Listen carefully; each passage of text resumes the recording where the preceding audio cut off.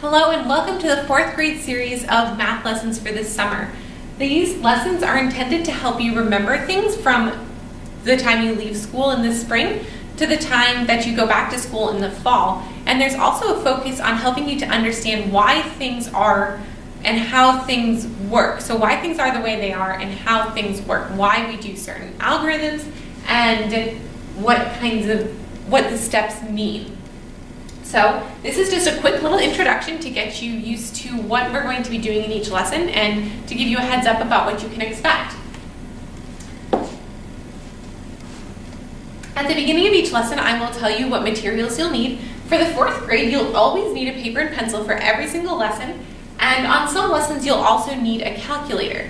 Now, maybe you don't have a calculator, but chances are you're watching this on a computer, and so if you have a computer, this is how you're going to find a calculator that you can use on the computer.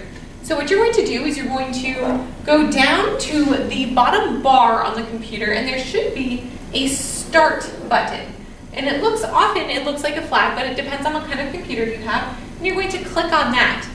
What'll come up will be different on every computer. On this particular screenshot, the calculator is right here. But if it's not, what you're going to do is you're going to click all programs. When all programs come up, you're going to scroll down until you find the folder that says accessories. Under accessories, when you click on accessories, one of the options will be a calculator. When you click on that, a calculator will pop up and you'll be able to use it alongside the video. All right? So in the videos, you can expect for me to first explain to you how to do different things, and then I'm going to work with you together.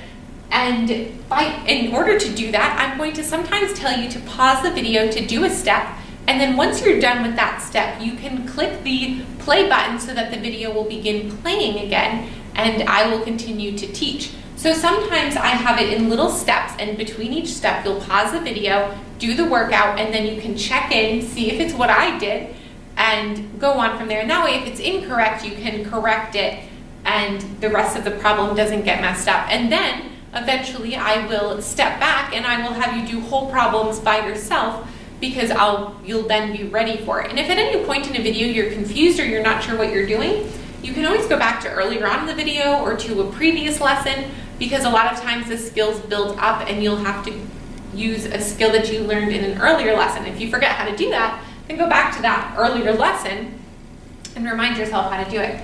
You can also ask people around you. If you have anyone who would understand, you can ask them how they would do it.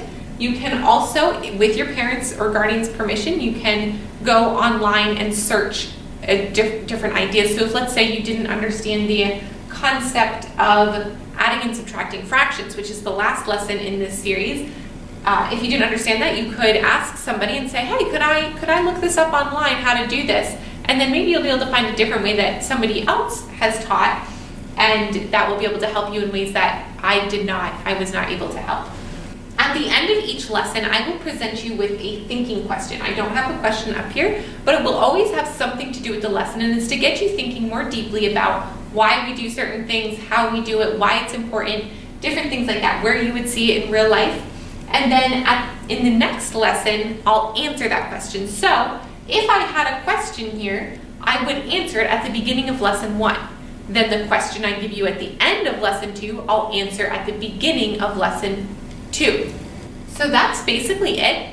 The lessons are pretty simple. Whenever I do tell you to pause the video, it will say pause at the bottom of the screen to also be a visual reminder that that's what you need to do. And that's about it. So I hope that you enjoy these lessons and that they're helpful for you in reminding yourself how to use these math skills over the summer. Goodbye.